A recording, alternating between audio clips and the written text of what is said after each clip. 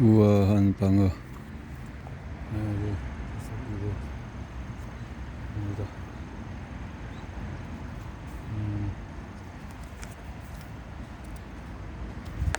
이식수술에 대해서 이식수술 1970년대 초 어느 날 한 가족이 미네소타주의 로체스터에 있는 메이어 의료원에 나타났다. 그들이 데려온 전덕의 아들은 알 수 없는 병에 시달리고 있었다.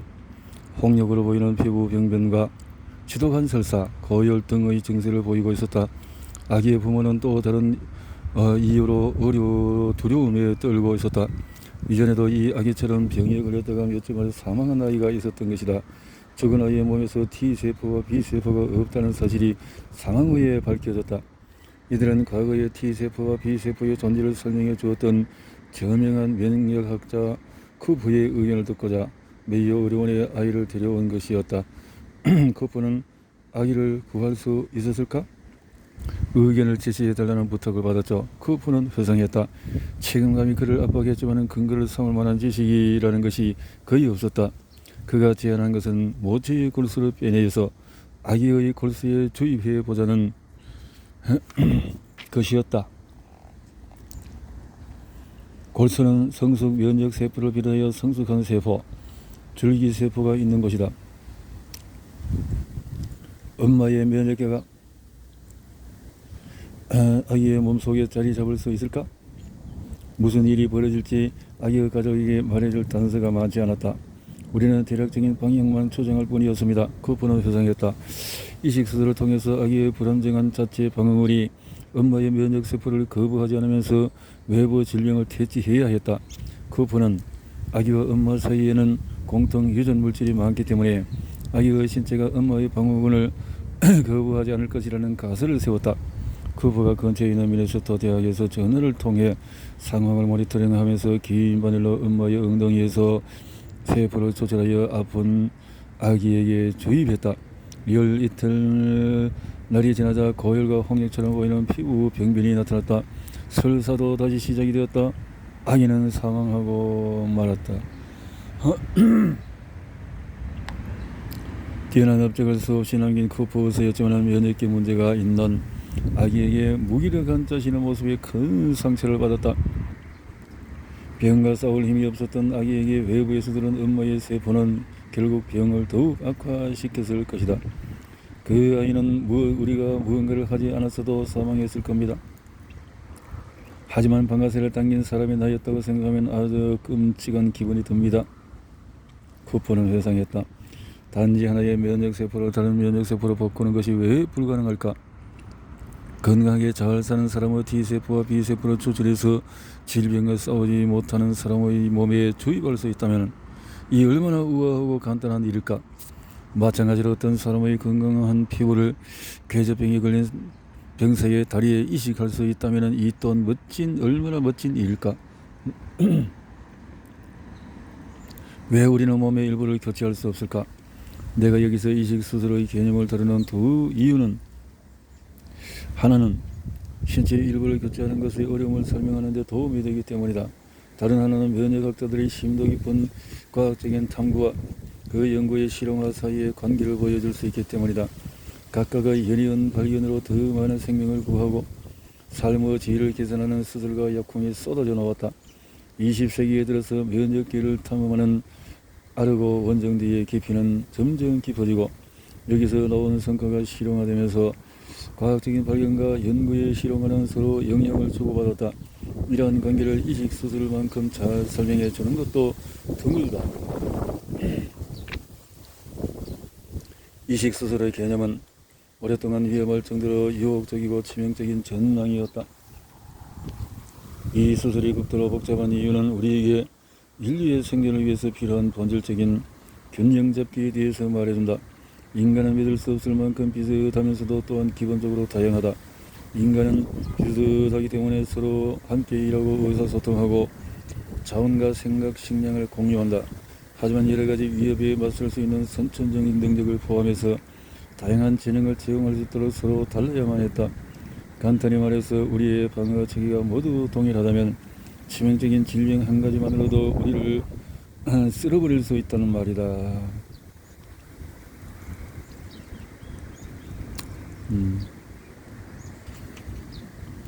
동일성과 개별성 사이의 이런 긴장 상태는 특정한 균형을 이룬다.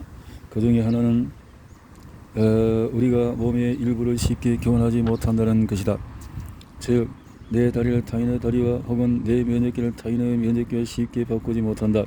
실제로 한 사람을 보호해주는 기적을 행하는 방어 체계가 다른 사람의 생명에는 치명적일 수가 있다. 이식수로의 역사를 더 폭넓게 살펴본다면 우리의 방어망이 특이할 정도로 특수하다는 단서를 얻을 수가 있다.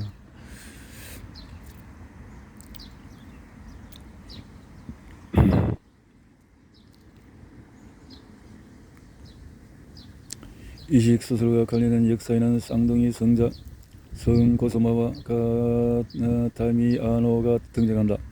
3세기의 둘은 기적을 행하는 사람이었다. 그들은 한 사람의 다리를 통째로 다른 사람의 다리에 이식했다고 한다. 현재 세계 최고의 이식 전문가인 펜실베니아 그라이드 바커 의사와 매사추세츠 대학의 마크먼 의사는 이식 수술에 관한 풍부하고 놀라운 책을 집필했다. 이식이 성공적이었다고 적었다. 이들은 성공적이라는 단어의 인용 부호를 사용했는데 그 이유는 기적적인 다리 이식 수술은 사실상 굴욕적인 실패였기 때문이다. 사실이다. 더 성인은 기적을 행하는 형제라고 자임했지만 한 사람의 다리를 자른 사람의 몸에 이어붙이는 데 실패하고 말았다. 아마도 그래서 고스모와 다미아가 훗날 이식수술의 성자가 아니라 약화가의 성자가 되었는지도 모르겠다.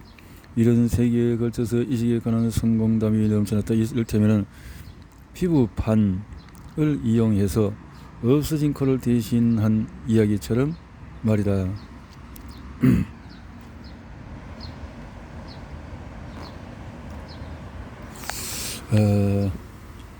책을 집필한 2명의 이식수술 전문의는 이렇게 썼다. 기적에 관한 전설과 주장은 수백 년에 걸친 부주의한 관찰과 자기 기만. 이 말은 발모제를 파는 약장수처럼 요란하게 들린다. 발모제를 파는 약장수?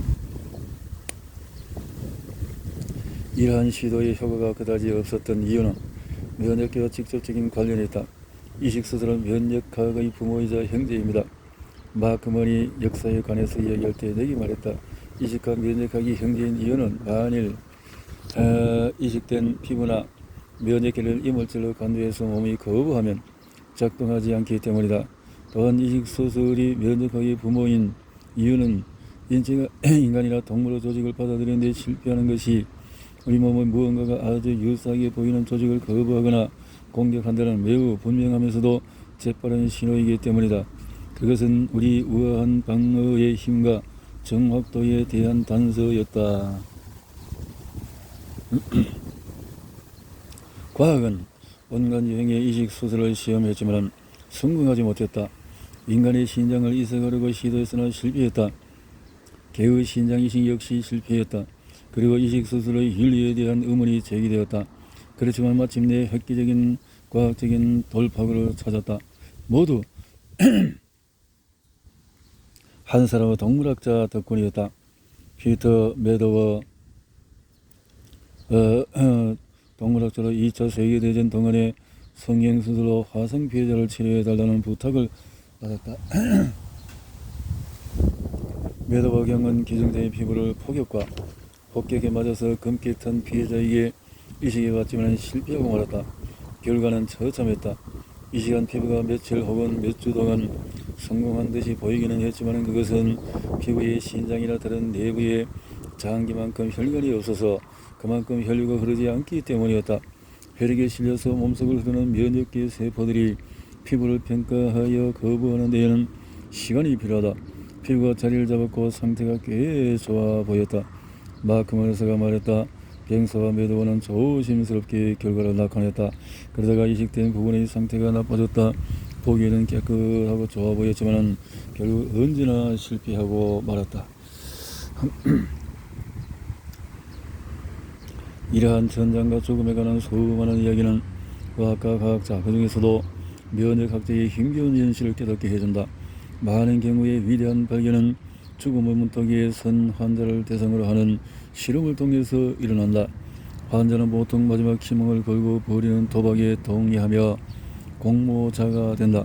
계시와도 같은 병인에는 생명을 거려내는 과거의 순간 염원만이 아니라 인간을 실험용 기니피그로 허용하는 고통스러운 내적 절망에서 태어난 자포자기에 비뚤어진 기질이 깊이 뿌리박혀 있었다.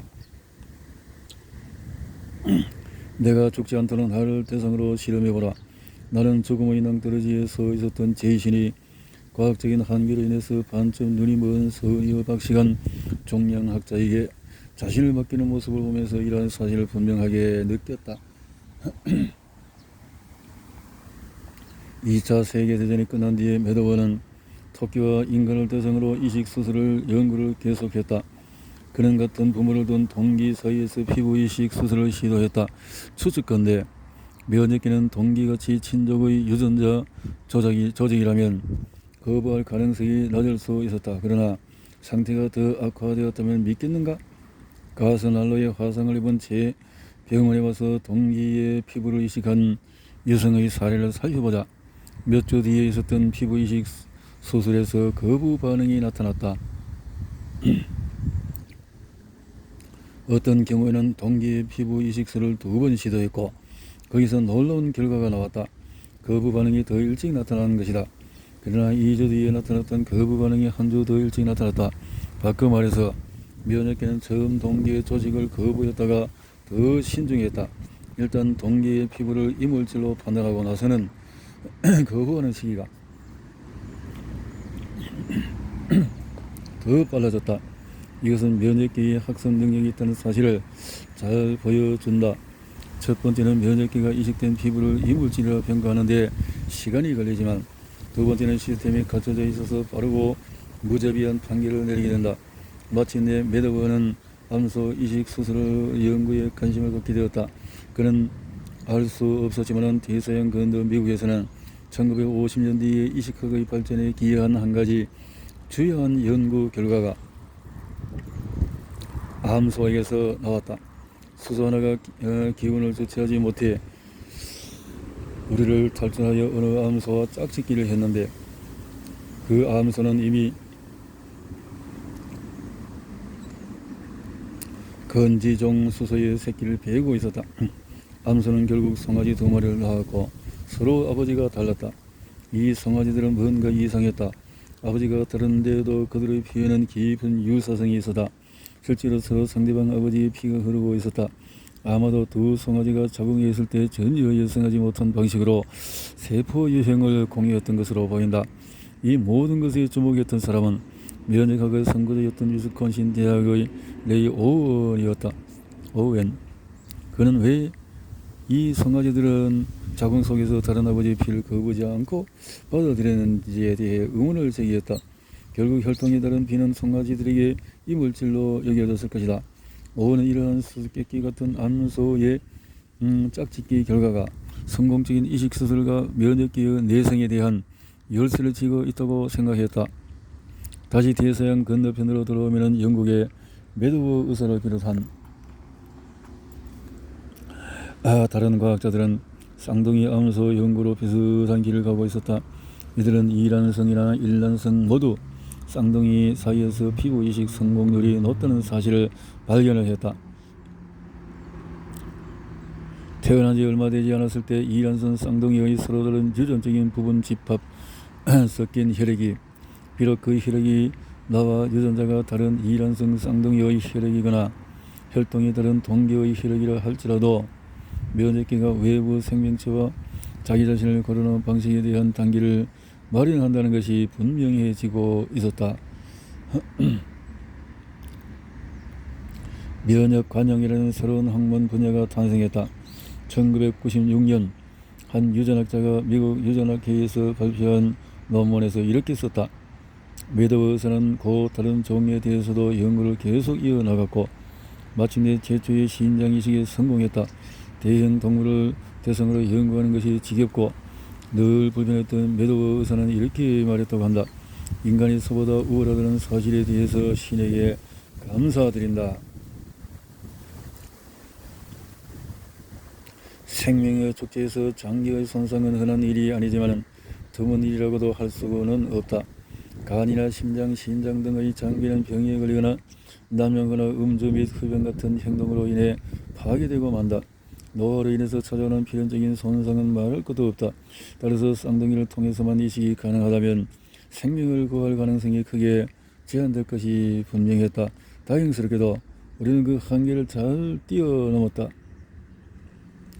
이식 수술이 결국 성공한 데에는 약물의 발견 및 면역기를 억제하는 여러 책량의 사용에 도움을 주었던 것과 마찬가지로 초기의 시행착오적 실험 덕분이다. 아직 명확하지 않은 경우에 기본적인 아이디어는 모모 방어군이 이식된 장기를 이물질이라고 판단하여 공격하지 않도록 반응성을 낮추는 것이다. 이렇게 하면 이식 수술을 할 수 있는 조합이 늘어난다. 면역기의 반응을 억제하려는 초기의 시도는 방사선을 이용하는 것이었지만 실패했다. 이식 수술 시에 면역 억제를 위한 두 번째 시도는 스테로이드를 이용하는 것이다. 스테로이드는 우리의 우아한 방어와 균형 잡힌 방어를 유지하려는 노력에 대해서 말할 때 매우 중요한 부류의 약물이다. 나중에 이 책의 자가 면역 부분에 등장하는 린다와 메르스 이야기에서 스테로이드의 기제와 중요성에 대해서 상세히 설명할 것이다. 상상을 쓰듯이 면역억제 약물의 사용에는 분명히 좋은 점과 나쁜 점이 뒤섞여 있다. 만약에 이 약물을 복용했는데 감염이 되었다면 아무런 반응이 나타나지 않아서 큰 병에 걸릴 위험을 감수해야 할 것이다.